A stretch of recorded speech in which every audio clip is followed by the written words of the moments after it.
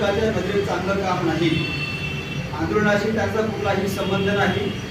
आंदोलकांना विचारल्याशिवाय ते आपापल्याकडनं स्वतःचे कार्यक्रम रचित आहेत आणि असा मिळणारा जो पैसा आहे तो त्या आंदोलकांपर्यंत पोहोचत नाही. ते स्वतःच्या कामाकरता कुठले काम असते त्याकरता वापरत आहेत. त्यामुळे विनयाचार्य असो किंवा आणखी कुठली भरती असो किंवा आणखी दुसरा प्रयस्थ व्यक्ती असो, या लोकांना मिळालेलं दान हे आंदोलनासाठी मिळत नाही असा स्पष्ट. त्यांचं स्पष्ट नाव सांगा ना, जे जे जनतेसमोर गेले पाहिजे, जे जे कोणी असे म्हणजे पैसा गोळा करत आहे त्यांचं सांगा ना, स्पष्ट नाव सांगा ना.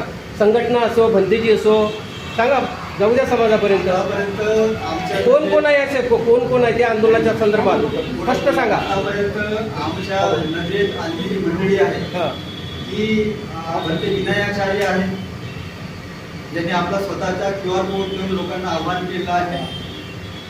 विलास खरात आहे, ज्यांनीही आपल्या नावाने ही प्रक्रिया केलेली आहे.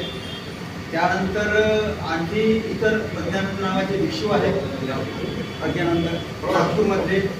एक आणखी अनागरिका स्वतःला म्हणणारी स्त्री आहे, ती सुद्धा नागपुरातच हे सगळं कलेक्ट करत आहे.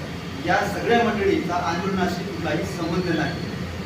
यामुळे समिती कमिटी या पत्रपरिषदेच्या माध्यमातून जनतेला आवाहन करत आहे की तुम्ही जे दान आहे ते प्रॉपर लोकांपर्यंत किंवा आंदोलकांपर्यंत पोहोचेल. फक्त हे दानासंदर्भात तुमची पत्रकार परिषद होती की दान प्रॉपर याच्यातच जायला हवं, बरोबर आहे. म्हणजे तुम्ही आता जो शब्दप्रयोग केला की या जे दान मागत आहे त्यांच्या आंदोलनाशी काहीही संबंध नाही, म्हणजे तुम्हाला म्हणायचं काय आहे स्पष्ट सांगता. हे आंदोलन त्यांनी आंदोलनात परंतु असं असतानाही वारंवार विनंती केल्यानंतरही त्यांच्यासोबत बोलल्यानंतरही ही मंडळी मुख्यधारेमध्ये समाविष्ट होण्याऐवजी स्वतःचा वेगळा मार्ग शोधत अशा पद्धतीची कृती करत आहे. त्यामुळे ही बाब निंदनीय आहे आणि त्यासाठी त्यांनी त्याला सगळं करणं. पण महाबोधी महाविहार हे बौद्धांचं स्थान आहे, बरोबर.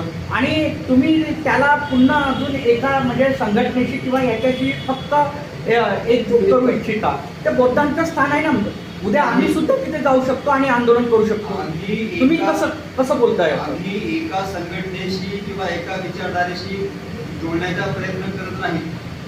अखिल भारतीय स्तरावरती या आंदोलनाला दिशा देण्यासाठी युती समिती ठरलेली आहे.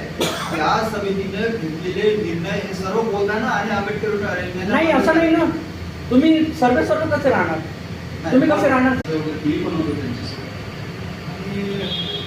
26 नोव्हेंबर 2023 पासून नॉर्थ ईस्ट इंडियामध्ये आकाश लामा त्यांचं बिझनेस फोरम जे आहे